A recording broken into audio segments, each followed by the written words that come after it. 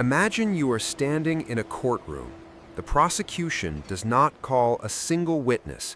They do not present a theory. They do not argue from Scripture. They do not ask you to believe anything on faith.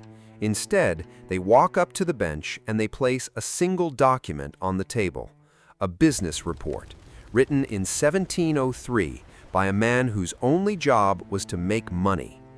And that document, that cold, commercial, profit-driven business report, contains a full description of who your ancestors were before the ships came, before the chains, before the names were changed and the languages were buried and the history was locked behind 300 years of silence. Not written by a prophet, not written by a preacher, written by a Dutch corporate officer sitting inside the most powerful slave-trading fortress on the coast of West Africa. What makes this document so explosive, what makes it different from every other piece of evidence you have ever seen, is this: the man who wrote it had absolutely no reason to tell the truth about your identity, no theological motivation, no sympathy, no agenda. His only motivation was profit. His only audience was shareholders. And yet, in trying to explain to his employers why certain people were worth more money than others on the slave market, he accidentally left behind the most damaging confession in the history of the Atlantic slave trade. He wrote down your tribes, he wrote down your laws, he wrote down your priesthood, and then he attached a price to each one. Stay with me, because what you are about to hear has been sitting in European libraries for over 300 years, and the reason you have not heard it in a classroom, in a documentary, or on the evening news is a story all by itself.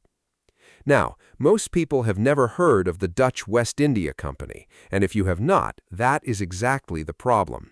So before we get to the document, you need to understand the institution.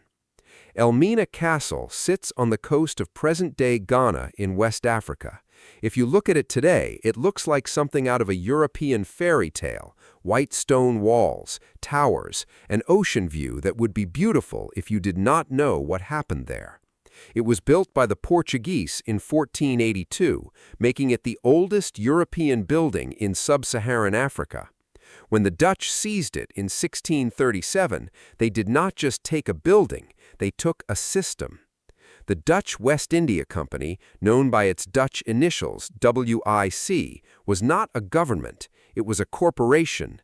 Chartered in 1621 by the government of the Netherlands, it had the legal authority to wage wars, sign treaties, mint its own currency, and govern entire territories. It had shareholders who expected returns. It had auditors who demanded accuracy. It had quarterly reports and annual ledgers, and every institutional incentive to document everything with perfect precision. Because in this business, imprecision cost money. This is the detail that most people miss when they think about the slave trade. They imagine it as chaos, as brutality without organization. But the Dutch West India Company ran the Atlantic slave trade the way a modern logistics corporation runs a supply chain. Every person who passed through Elmina Castle was cataloged, classified, valued, priced, and shipped. And at the top of that organization, for nearly 2 decades, sat a man named William Bosman.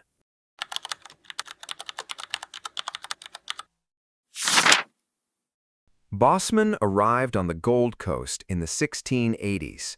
By the time he published his famous account in 1703, he had spent approximately 20 years as chief factor of the Dutch West India Company at Elmina.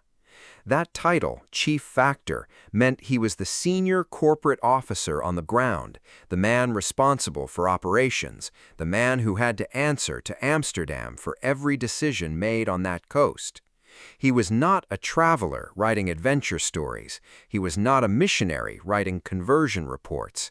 He was a corporate executive writing an operational manual, a document designed to give his successors everything they needed to run the operation effectively. He called it a new and accurate description of the coast of Guinea, divided into the gold, the slave, and the ivory coasts. Accurate. He used that word deliberately because accuracy was not a virtue for Bosman. It was a professional obligation. Inaccurate information cost the company money. Bad decisions had consequences. So when William Bosman sat down to describe the peoples of the Gold Coast interior, he described what he actually observed, not what he wished to be true, not what served any theological narrative, but what he personally witnessed over 20 years of direct management in the most commercially rigorous institution in the Atlantic world. And what he described will not let you sleep the same way again.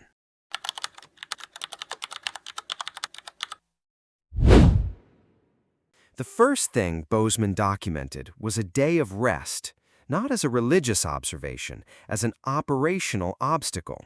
He noted it because it disrupted trade. Dutch factors attempting to conduct business with the interior communities on a specific day of the week encountered a refusal that was absolute and non-negotiable. Not laziness, not inconvenience, a practice so deeply embedded in the culture of these people that no amount of commercial pressure could override it. Bosman, a Dutch Protestant with a thorough knowledge of the Old Testament, recognized immediately what he was seeing. These people kept a Sabbath. Here is a Dutch corporate officer writing a business report in 1703, casually documenting that communities deep in the interior of West Africa observe a weekly day of rest that matches the Sabbath commandment in the Hebrew Torah. He does not make a theological argument. He notes it as operational context. Here is something that will affect your trading schedule, and here is why. Then he moves on and documents something else. He describes the dietary practices of these same communities, and what he describes with the methodical precision of a man who has observed it repeatedly over 2 decades maps directly onto the laws of Leviticus and Deuteronomy. The prohibition on specific categories of animals, the detailed rules about what is clean and what is unclean, the preparation requirements for food that go far beyond simple preference into structured, religiously mandated practice. All of it present, all of it consistent across multiple communities, all of it documented not as curiosity, but as operational baseline, the kind of fixed cultural reality that a corporate officer needs to account for when managing a large human population. Now, let me ask you something. What other culture in West Africa or anywhere in the world in 1703 maintained both a weekly Sabbath and a complex dietary code matching the specific laws of the Hebrew Torah? Take your time, because the answer to that question is the foundation of everything that follows. But Bosman was not done. He then described the circumcision practice of these communities. And here his language is specific enough to be unmistakable. Male children were circumcised not at puberty, not in adolescence, not at any culturally variable point in development, 8 days after birth. Read that number again, 8 days. Bosman writes this without commentary because he is not writing for a theological audience. He simply records what he observed. But the significance is enormous. No other religious tradition in the world circumcises on the 8th day. It is a specific, unique, precisely numbered commandment given in Genesis chapter 17 as the sign of the covenant between Abraham and the God of Israel. 8 days, not 7, not 9, the exact number in the Torah. And William Bosman, chief factor of the Dutch West India Company, documented it in 1703 on the Gold Coast of West Africa, in a business report, written for shareholders. What do you think that means? Drop your thoughts in the comments. I genuinely want to know where your mind goes when you hear that number. Moving forward, Bosman also described the religious leadership structure of these communities. And what he describes is not an elected clergy, not a spiritually gifted class who rose through personal charisma or community recognition. He describes a hereditary priesthood, Men who were priests because their fathers were priests, because their grandfathers were priests, because the religious authority in these communities was not achieved, it was inherited, passed through the paternal line, traceable through an unbroken chain of descent. If you have ever read the book of Numbers, you know exactly what that sounds like. The Levitical priesthood of the Hebrew tradition was hereditary. You were not called to be a priest, you were born into it. The sons of Aaron, the tribe of Levi, set apart not by personal spiritual achievement, but by lineage, by the biological transmission of a religious function that ran in families across generations. Bosman documented the same structure in West Africa in 1703 in a business report. He was not making a theological argument, he was describing what he saw. And then we come to the piece of evidence that changes everything: the 12 tribal divisions. Bosman documented that the communities of the Gold Coast interior were organized into 12 distinct groups, each with its own identity, its own name, its own set of characteristics, and that this structure was not fluid or arbitrary, but stable, recognized, and functionally embedded in how these communities governed themselves and related to one another. 12 groups. Here is the question the mainstream historical establishment has spent 3 centuries very carefully not answering. Is it possible that the 12 tribal divisions documented by William Bosman in 1703 correspond to the 12 tribes described in the Hebrew Torah? I am not telling you what to believe, I am telling you what the document says.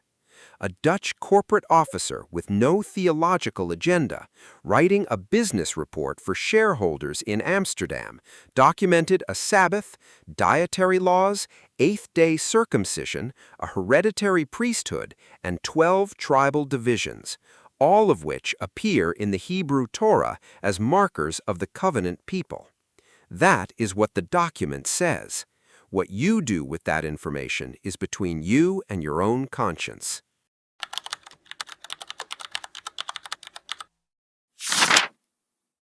But here is where the story takes a turn that no one can explain away, because Bosman did not just document these characteristics academically, he documented them commercially.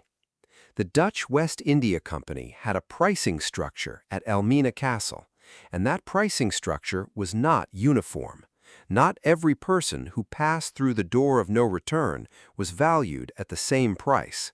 The WIC assigned different values to people based on their origin, their tribal and community affiliation. And the communities that observed the Sabbath, the dietary laws, the 8th-day circumcision, the hereditary priesthood, the 12-tribe structure commanded a premium on the slave market. They cost more. Why? Because the discipline of covenant law observed over generations, the organizational structure of the 12-tribe system, the literacy traditions maintained by hereditary priests produced qualities in people that the market recognized as economically valuable. The company had a price list, and the price list was organized by tribe. They knew who you were. They knew you well enough to price you by it, and they wrote it all down in a ledger. Think about the full weight of what that means. The Atlantic slave trade was justified, legally and theologically, by a specific claim that the people being enslaved were people without covenant, without law, outside the protections of civilized religious tradition. That was the argument. That was the moral and legal architecture on which the entire enterprise was constructed. And the Dutch West India Company's own records destroyed it. You cannot charge a premium for characteristics that derive from 3,000 years of covenant law, while simultaneously insisting that the people who possess those characteristics have no covenant. The commercial record contradicts the official story. The ledger tells the truth that the public narrative was designed to suppress. Now I want to ask you something, and I want this question to sit with you. If this was documented in 1703, translated into English almost immediately because of its commercial importance, and preserved in libraries across Europe for 300 years, why has it taken this long for this information to reach the people it most directly concerns? Leave your answer below. And the story does not end with a ledger. The ships that left Elmina Castle carried their human cargo to Jamaica, to Barbados, to Virginia, to the plantations of Carolina and Georgia, to every corner of the American colonial economy that needed labor at a scale free workers would not provide. And when those ships arrived, the people they carried were delivered into a system with one operational priority above all others: erasure. The removal of identity was not a side effect of the slave trade. It was a design feature. Bosman himself noted it in his 1703 report. People from the same tribal group were deliberately separated when distributed among the ships. Not cruelty for its own sake, operational strategy. People who shared a language and a tribal identity could communicate. People who communicated could organize. People who organized could resist. So the tribal groups were separated. The hereditary priests were separated from their communities. The women who maintained the dietary practices, who carried the songs and the stories, were separated from the children who would have learned from them. The men who held the tribal names were separated from the sons who would have continued that lineage. This was not ignorance. This was knowledge applied deliberately in the service of erasure. You cannot dismantle a structure you do not understand. And when the ships arrived in America, the final stage was executed. Names were changed. Languages were made illegal, not discouraged, not frowned upon, but illegal. The dietary practices were made impossible by slave rations. The 12-tribe structure was replaced by the structure of the plantation. The hereditary priesthood was replaced by a theology designed to make the enslaved content with their condition and hopeful for reward after death.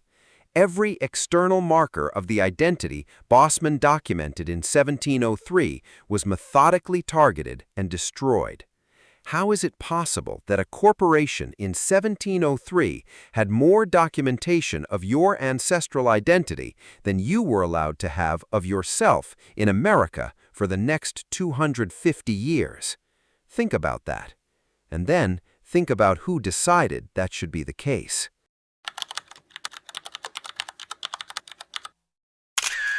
But there are things that cannot be erased by the people who own your body. The Sabbath is not a document. It cannot be confiscated. The instinct for a day set apart, a day that feels different from the others at a level that resists full explanation, cannot be thrown overboard in the Atlantic. The dietary instincts that survived in the preferences and aversions of American descendants of the enslaved, carried across generations without anyone quite knowing why, were not superstition.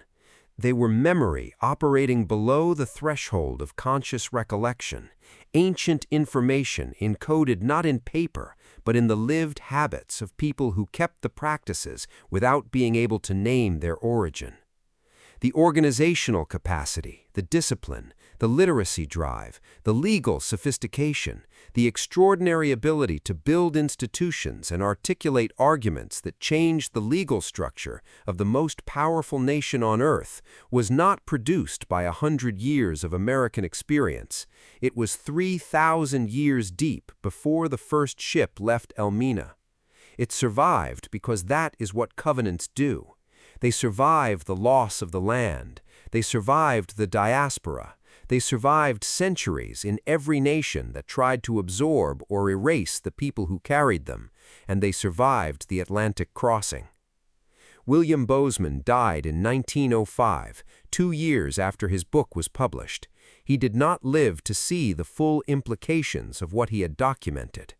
He was a man of his time, a corporate officer of a slave trading company, writing with the dispassion of a professional accountant.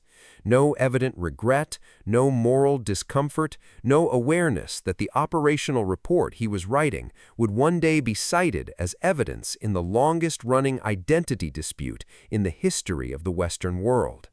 He documented the Sabbath because Sabbath keepers disrupted his trading schedule. He documented the dietary laws because dietary restrictions affected the logistics of his operation. He documented the tribal structure because tribal affiliation affected his pricing model. He was not a prophet, he was not a sympathizer, he was a businessman writing a business report. And in writing that business report, he created something that cannot be unmade, a record written not in the language of Scripture, where meaning is debated across centuries, but in the language of commerce, in the language of a profit-maximizing corporation writing for shareholders who needed accurate information to make good decisions. That language has no motive to flatter anyone, no theological axe to grind. It simply records what was commercially relevant. And what was commercially relevant in 1703 at the most powerful slave trading facility on the coast of West Africa was the precise identity of the people moving through its doors. 320 years have passed since William Bosman published his account of the Gold Coast. His book has been available in European libraries, cited by scholars, referenced in academic papers on the history of the Atlantic slave trade. And in all of that time, almost none of the mainstream commentary has focused on the single most explosive detail in the entire document, that the people loaded onto slave ships at Elmina Castle were documented by a corporate officer with every professional incentive to be accurate, as a people with a Sabbath, a dietary code, an eighth-day circumcision covenant, a hereditary priesthood, and a 12-tribal social structure. Why?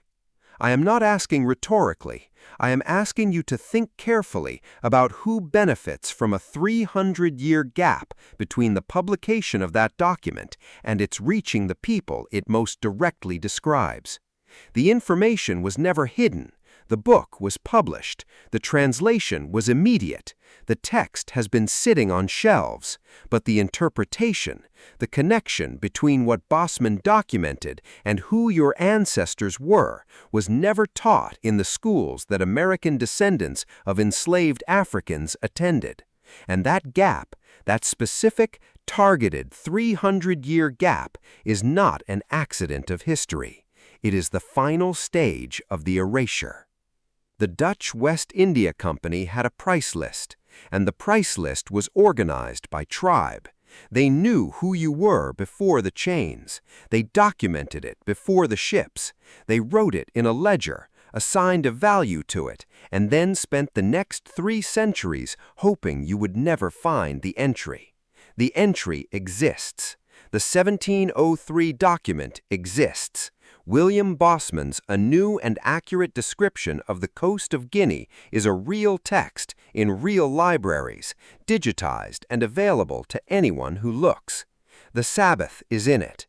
The dietary laws are in it. The eighth-day circumcision is in it. The hereditary priesthood is in it. The 12 tribal divisions are in it.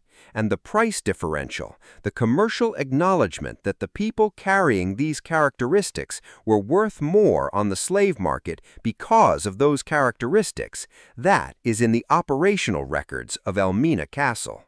This is not a theory. This is not a matter of interpretation. This is what a corporation wrote down when it needed its shareholders to understand the value of what they were trading. They charged more for you because they knew what you were worth, because they knew who you were. The question is not whether the record exists. The question is whether you are willing to go find it, whether you are willing to sit with what it means, whether you are willing to let the ledger of your enemies become the proof of your identity. Because sometimes history hides the deepest truths in the last place you would think to look, in the account books of the people who were trying to erase you. The record is there. Now you know where to find it. If this video opened something in you, Share it, not because of a like count, but because there is someone in your circle who has spent years asking these questions and does not yet know that a Dutch corporate officer accidentally answered them in 1703. Drop in the comments what part of this hit hardest for you, and if you want to go deeper, the next video will take this evidence further. We are not done, not by a long way.